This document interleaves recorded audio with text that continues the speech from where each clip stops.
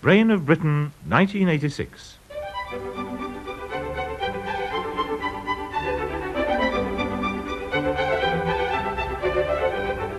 A nationwide general knowledge contest for the title Brain of Britain, 1986. The chairman is Robert Robinson.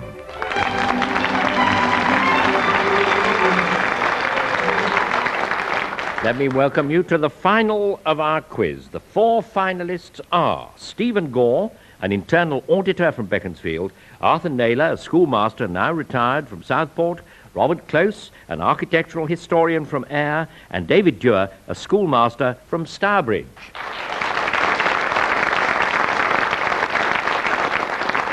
I shall presume to remind such veterans of absolutely nothing. We will home in, we will begin instantly with Mr. Gore, and I'll ask him this. In English law, what is the full title of the official often referred to as the DPP? Director of Public Prosecutions. Yes. Which country ranks next to China in the size of its population? India. Yes. Which 18th century club was associated with Medmenham and West Wickham in Buckinghamshire? The Hellfire Club. That's right. You leant towards the microphone very closely there as though you were going to set it on fire yourself. During 1985 and 1986, the centenary of the motor car has been celebrated. Two Germans are usually credited with it, though they did not work together. Can you name either of them? Benz. Yes, and the other one was, just to get you work. Mercedes? No, it was the other one. It was Mr. Daimler. I just wanted you to tell us. Which empress of a European country was born in Martinique in the West Indies? Empress Eugenie of Napoleon III. No, Mr. Naylor. Josephine. Napoleon's Josephine. Yes, the first wife of Napoleon I. You're absolutely right. And it's your turn, Mr. Naylor. Nepotism means favourable treatment of relatives in general, but which of them should be singled out if you go by the derivation of the word? Nephew. Yes, you're quite right, and I think I should add nephew or your illegitimate sons. I'm only saying what's written down here. My nephew, actually. Because the word was coined to cover ecclesiastics looking after their offspring, euphemistically called nephews. Got it right, Mr. Naylor. What is the title of Machiavelli's work on statecraft and the use of power that gave rise to the adjective Machiavellian? Title of that work.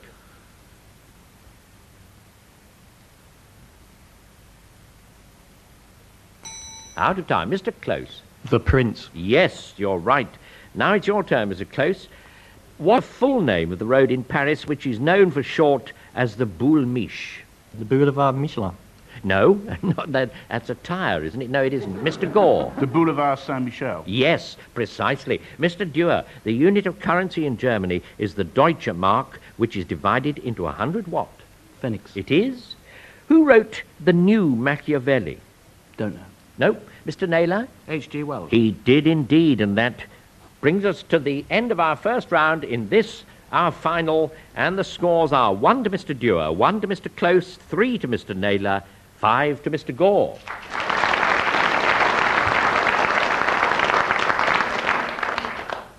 Where traditionally was the most popular place for marriages at Gretna Green, where couples could be married by declaration before 2 witnesses? Mr. Gore. In the smithy. Yes.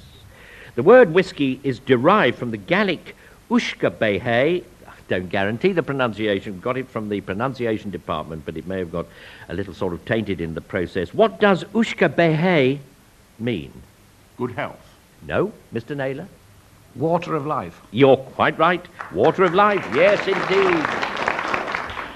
Your turn again, Mr. Naylor. What was the name of the Italian ruling house from unification until the country became a republic after the Second World War? Ruling House of Italy.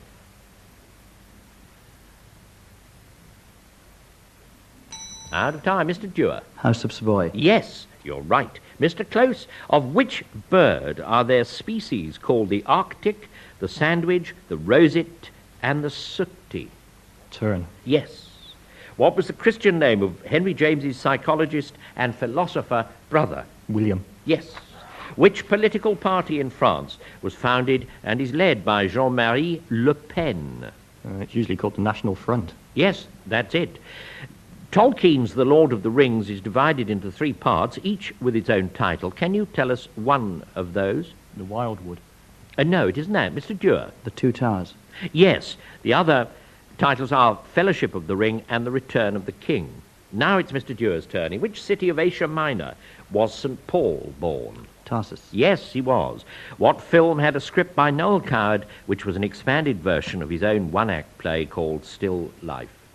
Don't know. No? Mr. Naylor? Brief encounter. Yes, you're absolutely right.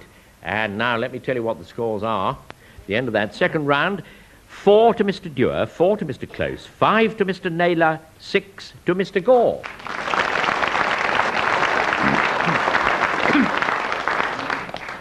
Now, going on about brief encounter a bit, Mr. Gore, David Lean used music from the following work, the one we're going to hear, as music for brief encounter. You have to tell us who composed it.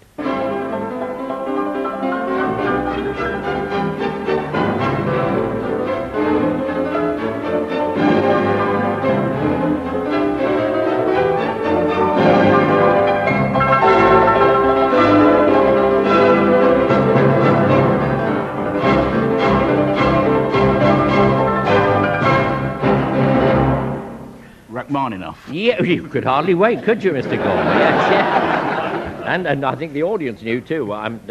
There you are. Yes, Rachmaninoff's second piano concerto, we had it played there by Sviatoslav Richter, and we had the Warsaw Philharmonic. Can you spell the French name for Brussels, the capital of Belgium? Bruxelles. Silly question, really? Of course you can spell it, yes. Well done.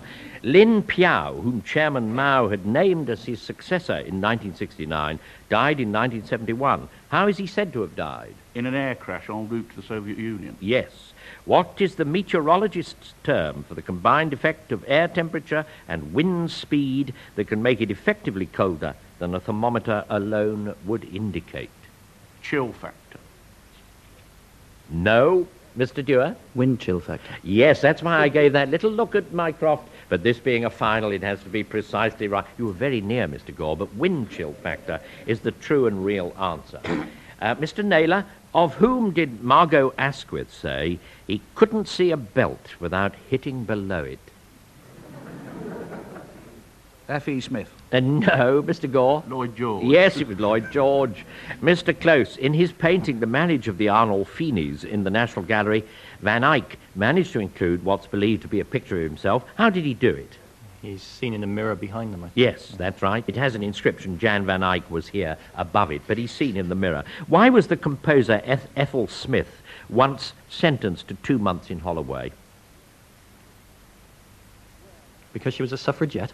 Well, that'll do. Mycroft told me before we started that would do, but he really wanted you to say she chucked a brick through someone's window on account of being a suffragette, but he said suffragette would do for him. What is a palindromic disease?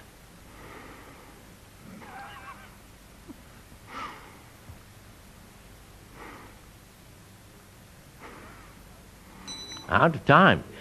It is, let me get it right, one of disease which apparently ceases and then comes on again. Mr. Dewar, how during the Crimean War did Lord Cardigan acquire the nickname of the noble yachtsman? He spent a large proportion of his time on his yacht off the coast.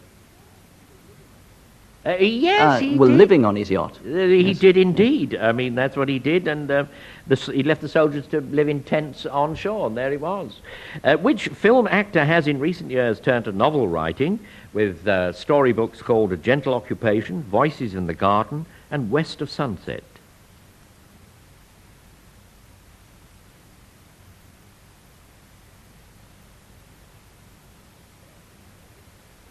Out of time. Mr. Naylor. Dirk Bogart. Yes, it is Dirk Bogart, and he writes a jolly sight better than any actor has a right to. That's what I think. Now, where do we stand? 6 to Mr. Dewar, 6 to Mr. Close, 6 to Mr. Naylor, 10 to Mr. Gore.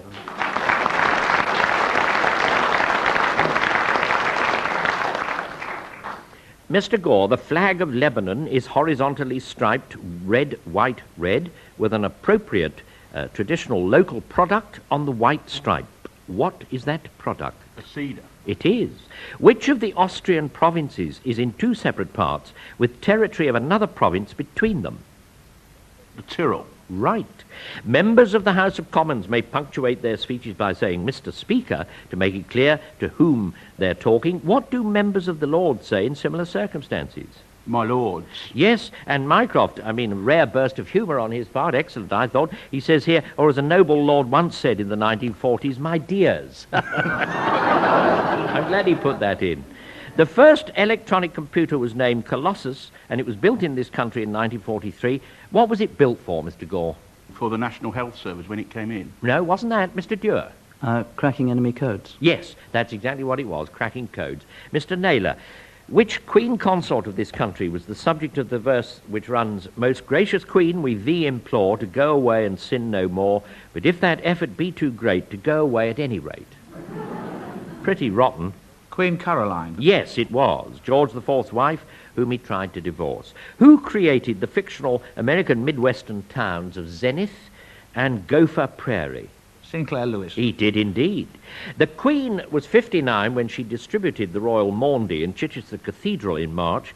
How many people received Maundy money at that time? 60. No. Mr. Gore? 59. No. Oh, cunning, Mr. Gore, cunning. No, not 59. Mr. Dewar? 118? No, Mr. Dewar. Mr. Close? 120. 120 is right!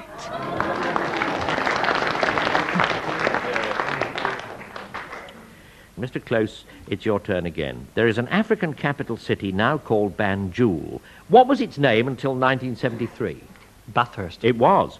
The song we now are about to hear provided the title of one of the episodes in the Radio 4 series, You'll Never Be 16 Again. Who made this, which is the original hit recording? Woke up this morning feeling fine. There's something special on my mind. Last night I met a new girl in the neighborhood. Whoa, yeah. Something tells me I'm into something good. Now, who made that recording? Buddy Holly. No, Mr. Gore? Herman's Hermit. Herman's Hermits is quite right. Mr. Dewar, the tamarisk and the flowering ash tree both give off a sticky resin whose name has biblical associations. What's it called? Tamarind? No. Or shall I have to tell you? Manna is the answer. Now how the scores stand. 7 to Mr. Dewar, 8 to Mr. Close, 8 to Mr. Naylor, 14 to Mr. Gore.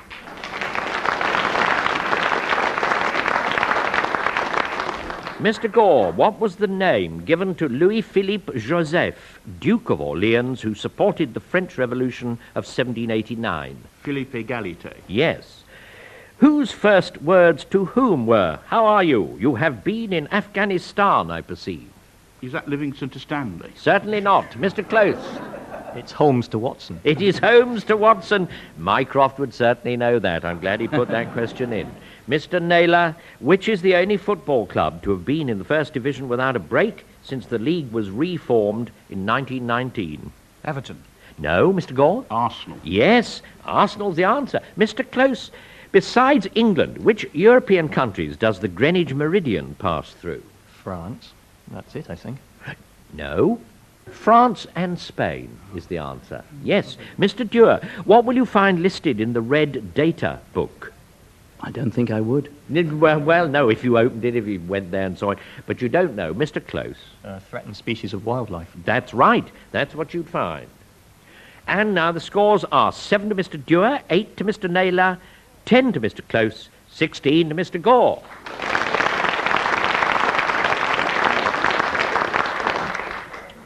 Calcium oxide is called quicklime. You'll be glad to know, Mr. Gore, but of course you knew it anyway. What is calcium hydroxide known as? Slate lime. It is. Who wrote, or at least put his name to, 2 books called Why England Slept and Profiles in Courage? President Kennedy. Yes, that's right. Last year, the British Ecology Party announced it was going to change its name. What is the new name? I think they're going to call themselves the Greens. The English Greens. Yes, Mycroft nods, the Green Party, but the Greens sufficed for him. The abbreviation QV after a name in a reference book means it can be looked up elsewhere in the book. What abbreviation appears when there are several names together, so listed? Epassim. No. Mr. Dewar. QQV. Yes, indeed. QQV. QV stands for Quod Vitae, which see, and QQV, Quae Vitae. Have a look at them, as it were. Mr. Naylor, during the Westland fracas, a newspaper correspondent quoted apropos of the statements coming from number 10, "If you believe that, you will believe anything." Which of Mrs. Thatcher's most illustrious predecessors, that's a quotation, as the writer put it, was being quoted? Asquith. No, wasn't Asquith. Mr. Gore. Melbourne. No, wasn't Melbourne. Mr. Close. Churchill. No. Lloyd George. No, Mr. Dewar. When in doubt, Lloyd George, yes.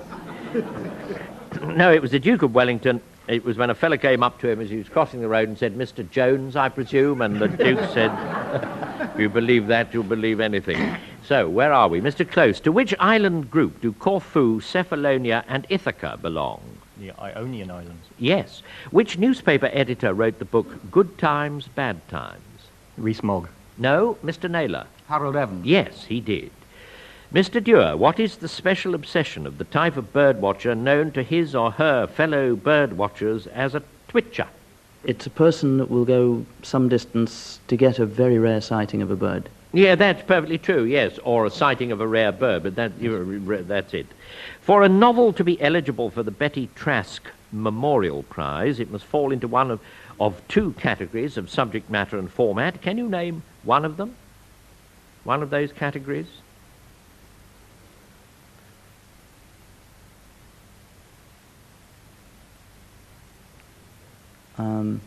Out of time, Mr. Gore. It must be a romantic novel. Yeah, It must that's be a one. first novel. And the other, more mysteriously, is called traditional. That rather covers everyone, doesn't it, traditional? But there. But romantic is the essential one, I believe. The scores are 9 to Mr. Dewar, 9 to Mr. Naylor, 11 to Mr. Close, 20 to Mr. Gore.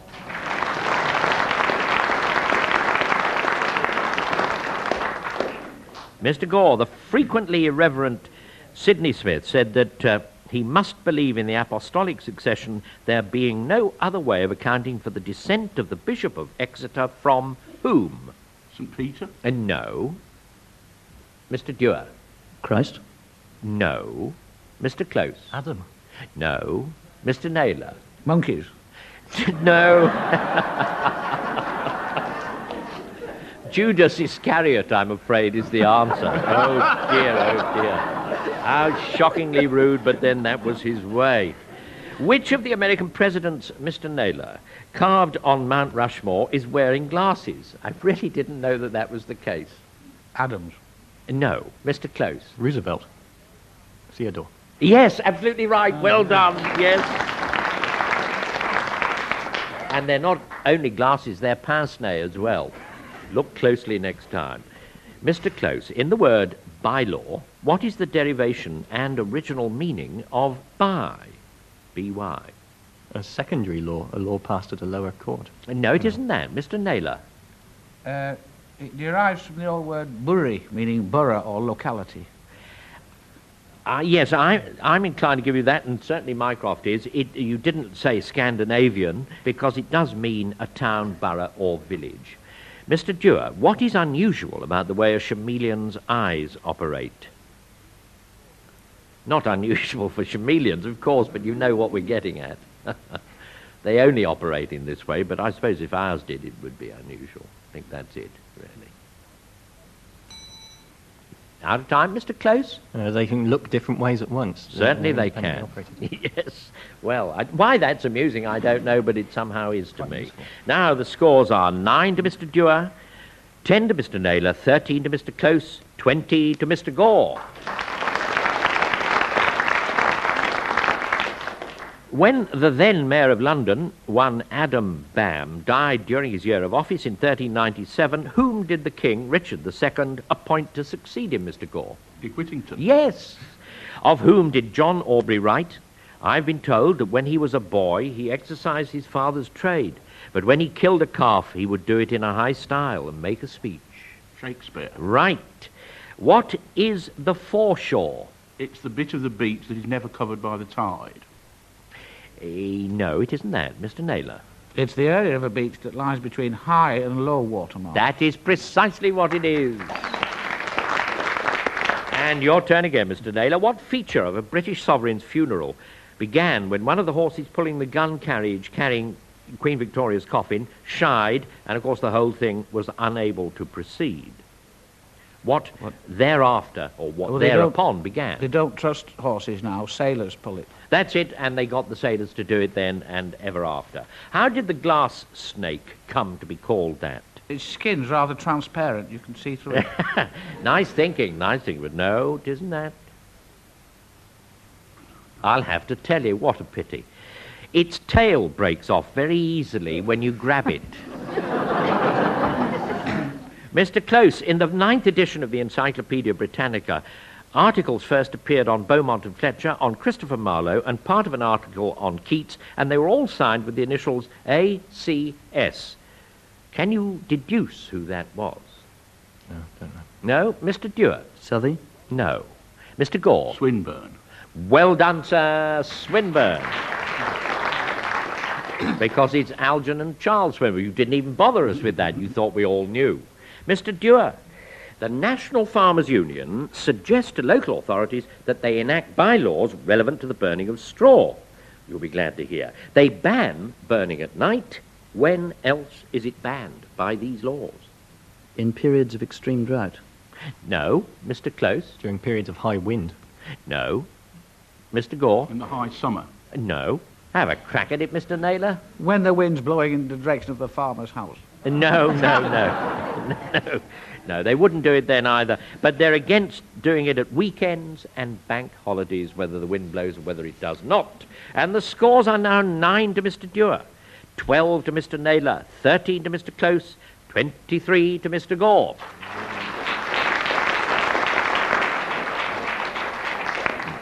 We are embarked now upon our final round, our last round of all in this competition. Mr. Gore, which English Christian name was coined by Sir James Barry? Wendy. For which he should be whipped at a cart's tail, don't you agree? From the awful Fwendy. I won't go on.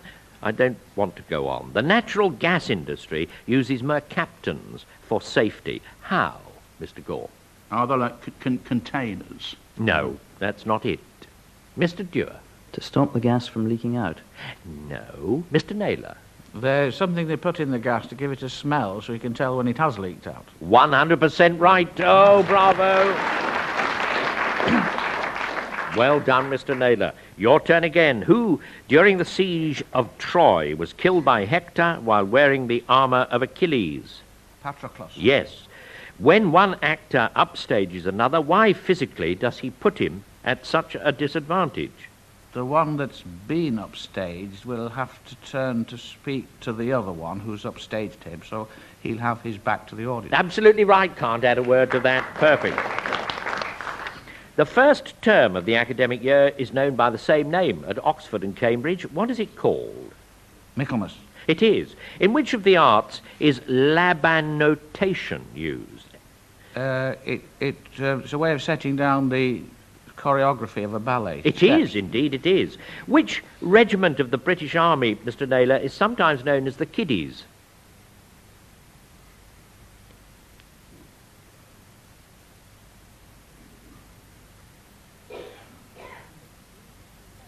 Out of time.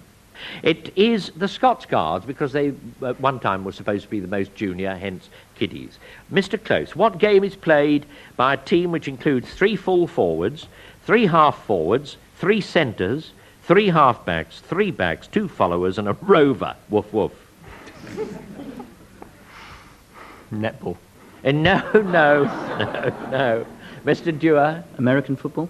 No. Mr. Naylor? Lacrosse? No. I was going to say Oh, say something else, Mr. Gore. then. baseball. No. Australian rules football. That's what it is. Great stuff, too. Mr. Dewar, what did the initials of the ERA motorcar stand for?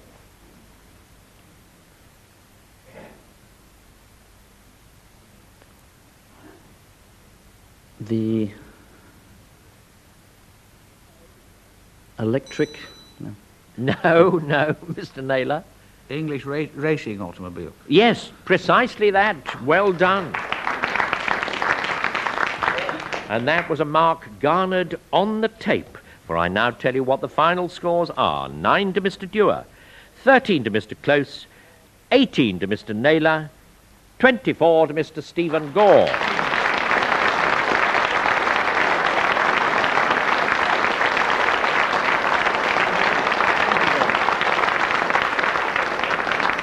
And therefore it is my privilege to declare that Mr. Stephen Gore is Brain of Britain 1986, and here to present him with the trophy is the BBC's Director of Programmes Radio, David Hatch.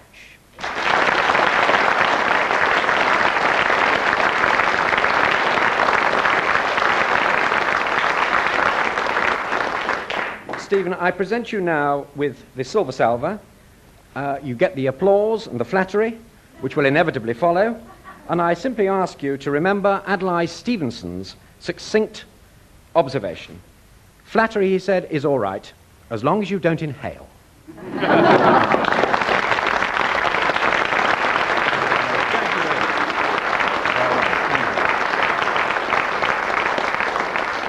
I would just like to say how much I've enjoyed participating in this splendid competition, and to everyone at the BBC who has made it possible. I think it's one of the best shows on radio. Long may it live.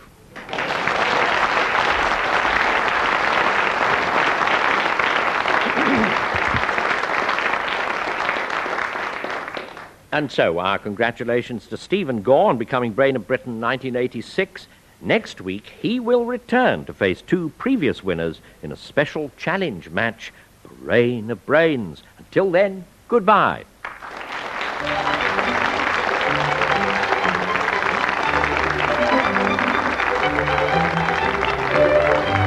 The chairman of Brain of Britain was Robert Robinson, and the questions were set by Ian Gillis. The programme was devised by John P. Wynne and produced by Richard Edis.